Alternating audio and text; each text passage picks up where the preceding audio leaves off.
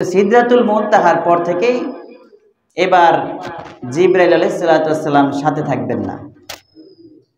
রাসূল সাল্লাল্লাহু আলাইহি সাল্লাম পথ চলতে শুরু করলেন। এই পর্যন্তই আমাদের আলোচনা হয়েছিল। এখন রাসূল সাল্লাল্লাহু আলাইহি সাল্লাম বাকি পথ কিভাবে পাড়ি দিবেন, এই বাকি পথ কিভাবে পাড়ি দিবেন এবং কিভাবে যাবেন, সেখানে তো রাসূল সাল্লাল্লাহু আলাইহি সাল্লাম কোনো কিছুই চিনেন না। এজন্য আল্লাহ পাক রব্বুল আলামিন রাসূল সাল্লাল্লাহু আলাইহি সাল্লামকে সামনে চলার জন্য একটা জান্নাতি সিংহাসন পাঠাইলেন। এমন সিংহাসন যে সিংহাসনটা চলতে পারে। এই যে আমাদের যে চেয়ারগুলো, এই চেয়ারগুলো কি চলতে পারে? এই চেয়ারগুলো চলতে পারে, এটা এক জায়গায় বসেই থাকবে। কিন্তু আল্লাহ পাক রব্বুল আলামিন জান্নাতে যে চেয়ার রেখেছেন, যে সিংহাসন আমাদের জন্য রেখেছেন, আল্লাহ তাআলা আমাদের সকলকে জান্নাতে যাওয়ার তৌফিক দান করুন, বলে আমিন। এই জান্নাতের চেয়ারগুলো এমন হবে যেখানে শুধু আপনি বসেই থাকবেন না, এই চেয়ার দিয়ে আপনি যখন যেভাবে খুশি তখন সেভাবে যেতেও পারবেন। সুবহানাল্লাহ। এমন কুদরতি চেয়ার জীবনে কেউ কোনোদিন কল্পনা করে? এটা কল্পনার বাহিরে। এজন্য রাসূল সাল্লাল্লাহু আলাইহি সাল্লাম বলেছেন যে জান্নাতে তোমাদের জন্য এমন এমন জিনিস আল্লাহ তাআলা তৈয়ার করে রেখেছেন, মা লা আইনুন রাআত, চোখের কথা বলেছেন, কোন চোখ দেখে নাই। তাহলে কোন চোখ বলতে এখানে শুধু মানুষ না, যত কিছুর চোখ আছে সব চোখকে এখানে একত্রিত করা হয়েছে, জমা করা হয়েছে। যে কোনো চোখেই জান্নাতের সেই নাজ নিয়ামত দেখে নাই। ওয়ালা উযুনুন সামিআত, এবং সেখানে এমন এমন বাদ্যযন্ত্র, এমন সুন্দর সুন্দর কণ্ঠ সেখানে রাখা হয়েছে যেগুলো কোনোদিন কোনো কান শোনে নাই। আমাদের দেশে মাঝে মাঝে কনসার্ট হয়। এই কনসার্টগুলোতে দেখা যায় যখন শিল্পীরা গান গায় তখন কিছু নারী পুরুষ তারা আবেগ আপ্লুত হয়ে সেই শিল্পীর কাছে কিভাবে ছুটে যাবে, এত প্রোটোকল দেওয়া থাকে, এত ব্যারিকেড দেওয়া থাকে, সেগুলো ভেদ করে দেখা যায় দু একজনে চলে যায়, গিয়ে সে শিল্পীকে জড়াইয়া ধরে। মানে এত সুন্দর তার গলার সুর। আবার কেউ কেউ বাঁশি বাজায়, এত সুন্দর সুরে বাঁশি বাজায় যে ঘরে থাকা যায় না, ঘর থেকে বের হয়ে যায়। বাঁশির সুর কোথায়, কে বাজাইতেছে?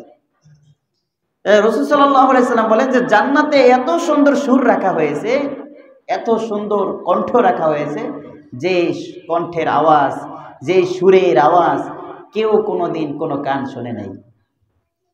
শুধুমাত্র তাই নয়, এমন জিনিস আছে যেই জিনিসের কথা মানুষ কোনোদিন কল্পনাও করে নাই। সুবহানাল্লাহ ওয়া বিহামদি।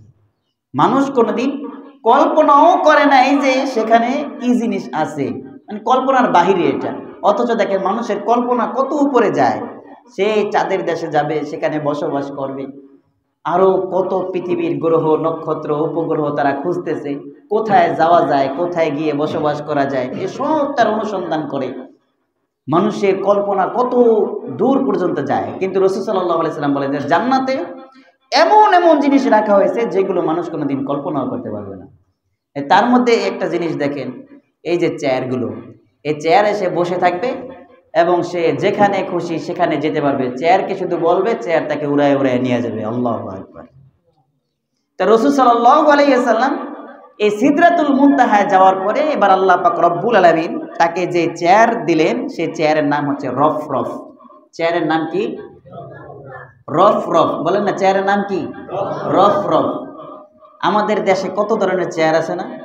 এক এক চেয়ারের এক একটা নাম আছে। ইজি চেয়ার আছে, এরপরে এই যে সোফা আছে, এরপরে এই যে মিম্বর আছে, বিভিন্ন চেয়ারের নাম আছে। তো জান্নাতের দামি যে চেয়ার, যে সিংহাসন থাকবে, সেই সিংহাসনের নাম হলো রফরফ।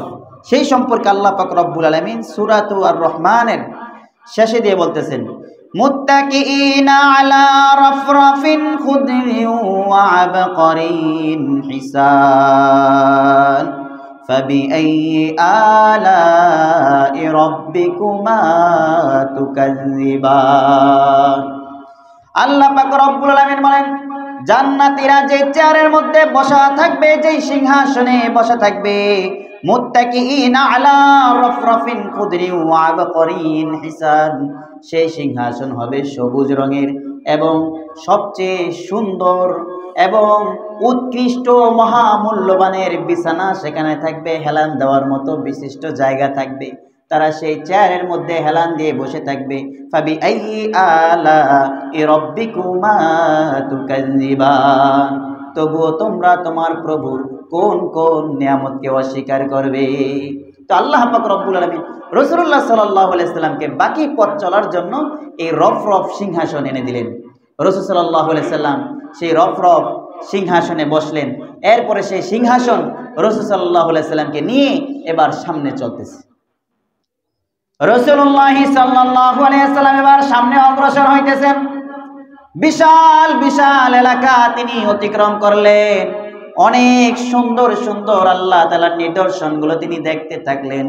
যাইতে যাইতে এক পর্যায়ে এক জায়গায় গেলেন। সেখানে গিয়ে বিশাল দেহ বিশিষ্ট বিশাল আকৃতির একজন ফেরেশতার সাথে তার দেখা হলো। যে ফেরেশতা মাথা নিচের দিকে, তার চেহারা দেখা যায় না। রাসূলুল্লাহ সাল্লাল্লাহু আলাইহি ওয়াসাল্লাম সালাম দিলেন, কিন্তু ফেরেশতা তিনি এমন কাজের মধ্যে নিয়োজিত ছিলেন, এত কাজের মধ্যে এতটাই নিমগ্ন ছিলেন, তিনি মাথা উঁচু করে সালামের জবাব দিবেন সেই সময়টুকুও তার নাই। মাথাটা নিচের দিকে, তার হাতের মধ্যে একটা নূরের ফলক এবং তার ডান পাশে একটা গাছ রয়েছে, যে গাছের নাম শাজারাতুল ইয়াকিন। গাছের নাম কি? শাজারাতুল ইয়াকিন। বলেন, শাজারাতুল ইয়াকিন। শাজারাতুল ইয়াকিন, শাজারাতুল ইয়াকিন একটা গাছ। এই ইয়াকিন গাছের তার ফেরেশতার ডান পাশে, তার হাতের মধ্যে একটা নূরের ফলক আর ডান পাশে রয়েছে একটা গাছ, সেই গাছের নাম হচ্ছে শাজারাতুল ইয়াকিন। রাসূলুল্লাহ সাল্লাল্লাহু আলাইহি ওয়াসাল্লাম এবার দেখলেন ফেরেশতা তার দিকে তাকায় না, তিনি চিন্তা করতেছেন। কিছুক্ষণ পরে তিনি মাথাটা উঁচু করলেন। উঁচু করার পরে তাকে বললেন, আপনার মেরাজ শুভ হোক, আপনার উম্মতের জন্য এই সফর কল্যাণময় হোক। রাসূল সাল্লাল্লাহু আলাইহি সাল্লাম এত বড় দেহ বিশিষ্ট ফেরেশতা দেখে একটু ভয় পেয়ে গেলেন। এরপরে আজরাইল আলাইহিস সালাতু ওয়াস সালাম ছিলেন এই ফেরেশতা। তার আচরণ দেখে রাসূল সাল্লাল্লাহু আলাইহি সাল্লাম খুব খুশি হলেন। এরপরে রাসূল সাল্লাল্লাহু আলাইহি সাল্লাম আজরাইল আলাইহিস সালামকে জিজ্ঞাসা করলেন, আপনি যে মানুষের জান কবজ করেন, আপনি যে প্রাণীর জান কবজ করেন, কিভাবে কবজ করেন? এত মানুষের জান আপনি কিভাবে কবজ করেন? তখন আজরাইল আলাইহিস সালাম বললেন, ইয়া রাসূলুল্লাহ, ইয়া হাবিবাল্লাহ, এই যে আমার হাতের মধ্যে যে নূরের ফলক দেখতে পাইতেছেন, এই নূরের ফলকের মধ্যে পৃথিবীর যত প্রাণী আছে সব প্রাণীর নাম এই নূরের ফলকের মধ্যে আছে। আর আমার ডান পাশে আপনি যে গাছ দেখতেছেন শাজারাতুল ইয়াকিন, এই শাজারাতুল ইয়াকিনের গাছের প্রত্যেকটা পাতায় পাতায় সমস্ত প্রাণীর নাম লেখা আছে। অর্থাৎ ওই পাতার মধ্যে যেমনই ভাবে প্রাণীর নাম লেখা আছে, ঠিক তদ্রুপ ভাবে আমার এই ফলকের মধ্যেও লেখা আছে। যখন কোনো মানুষের মৃত্যুর সময় ঘনিয়ে আসে, তখন তার নামের ওই পাতাটা আস্তে আস্তে হলুদ হয়ে যায়।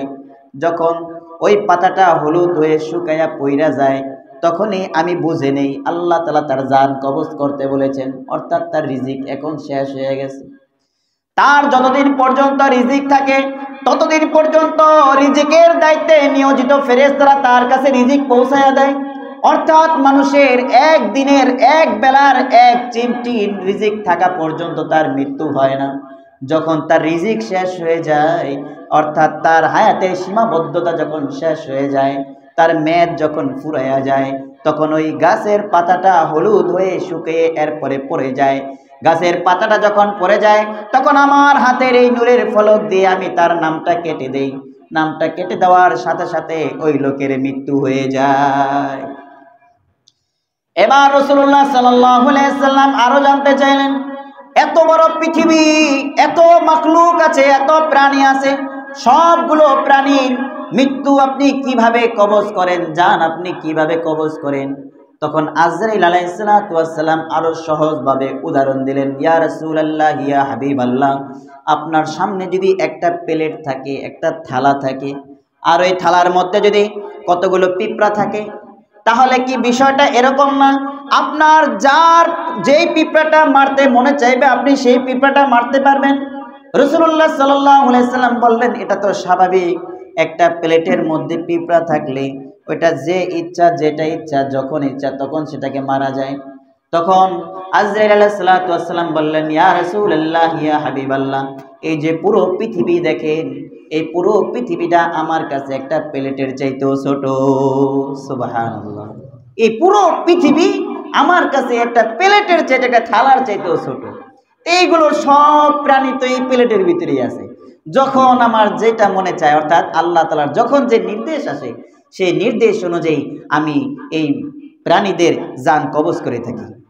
তাহলে আল্লাহ তাআলা জান কবজ করেন, নেককারদের জান কিভাবে কবজ করেন আর বদকারদের জান কিভাবে কবজ করেন সেই সম্পর্কে আল্লাহ পাক রব্বুল আলামিন সূরাতুল ফাজরের মধ্যে ইরশাদ করেছেন, ইয়া আইয়াতুহান নাফসুল মুতমাইন্নাহ ইরজিই ইলা রাব্বিকি রাদিয়াতাম মারদিয়াহ ফাদখুলি ফি ইবাদি ওয়াদখুলি জান্নাতি।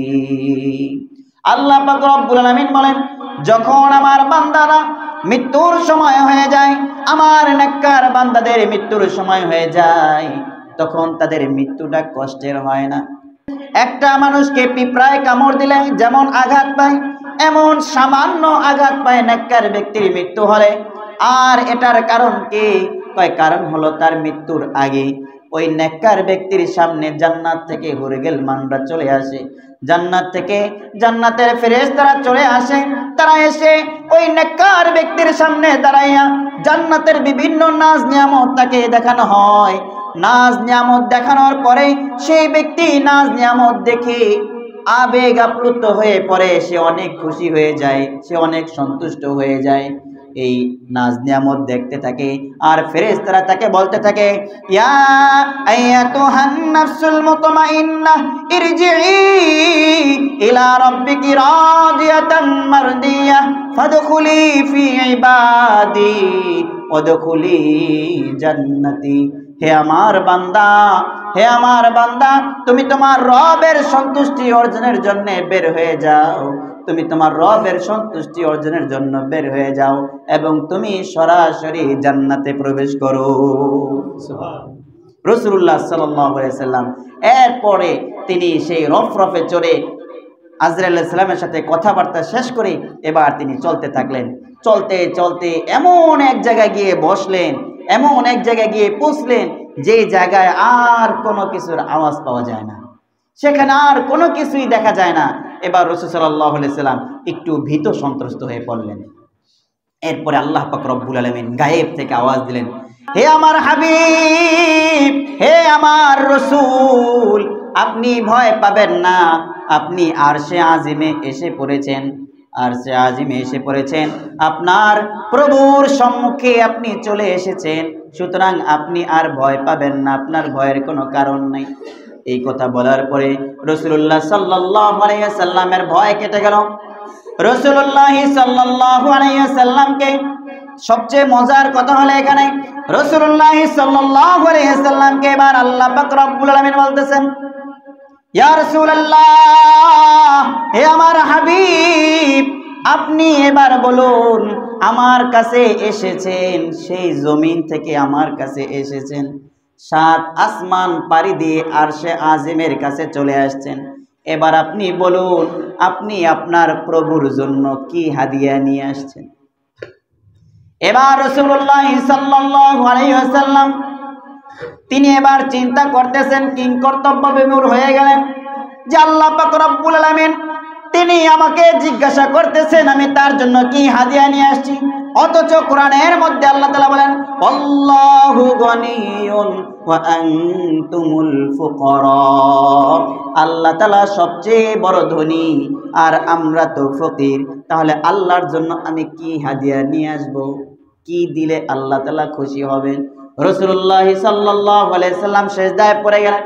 সিজদায় পড়ে যাওয়ার পরে তার হৃদয় থেকে কিছু কথা বের হলো আল্লাহ তাআলাকে তিনি বলতে শুরু করে দিলেন, আত্তাহিয়াতু লিল্লাহি ওয়াসসালাওয়াতু ওয়াত-তাইয়্যিবাত, সমস্ত প্রশংসা, সকল ইবাদত এবং সকল পবিত্রতা আল্লাহ তাআলার জন্য নিয়ে আসছি।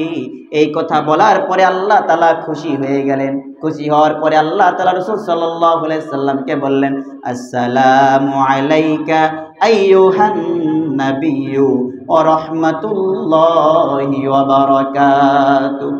এবার আল্লাহ পাক রব্বুল আলামিন বললেন, হে আমার নবী, আপনার জন্য শান্তি বর্ষিত হোক, আপনার উপরে শান্তি বর্ষিত হোক, আপনার উপরে রহমত বর্ষিত হোক, আপনার উপরে বরকত বর্ষিত হোক। রাসূলুল্লাহ সাল্লাল্লাহু আলাইহি সাল্লাম এই রকম প্রেম ঘন মুহূর্তে, এরকম আনন্দের মুহূর্তে তিনি উম্মতকে ভুলে যান নাই। আল্লাহ তাআলা যখন এত শান্তি, রহমত, বরকত রাসূলের জন্য দিলেন, রাসূলুল্লাহ সাল্লাল্লাহু আলাইহি সাল্লাম সাথে সাথে চিন্তা করলেন, এত শান্তি, এত রহমত, এত বরকত যদি আমি নবী একার জন্য হয়, তাহলে আমার উম্মতের জন্য আর কি বাকি থাকবে? রাসূল সাল্লাল্লাহু আলাইহি সাল্লাম বলে উঠলেন, আসসালামু আলাইনা ওয়া আলা ইবাদিল্লাহিস সলিহিন। শুধুমাত্র আমার জন্য শান্তি এবং রহমত নয়, বরং যারা আমার উম্মত, আমাকে যারা অনুসরণ করবে, যারা আমলে সালেহ করবে, নেককারদের জিন্দেগি যারা গঠন করবে, তাদের সকলের জন্য এই শান্তি এবং রহমত আল্লাহ তাআলার পক্ষ থেকে। তখন আল্লাহ পাক রব্বুল আলামিনের সাথে দীর্ঘ সময় রাসূল সাল্লাল্লাহু আলাইহি সাল্লামের আলাপ আলোচনা হয়, দীর্ঘ সময় তাদের প্রেম ঘন মুহূর্ত চলতে থাকে। এরপর আল্লাহ পাক রব্বুল আলামিন রাসূলুল্লাহ সাল্লাল্লাহু আলাইহি সাল্লামকে 3টি হাদিয়া দেন। আল্লাহ তাআলা যদি তৌফিক দান করেন, ইনশাআল্লাহ এই 3 হাদিয়া সম্পর্কে, রাসূল যেহেতু আল্লাহকে হাদিয়া দিয়েছেন, এবার আল্লাহ তাআলা ও রাসূল সাল্লাল্লাহু আলাইহি সাল্লামকে হাদিয়া দিয়েছেন, এই হাদিয়া সম্পর্কে ইনশাআল্লাহ আগামী সপ্তাহে আলোচনা করব।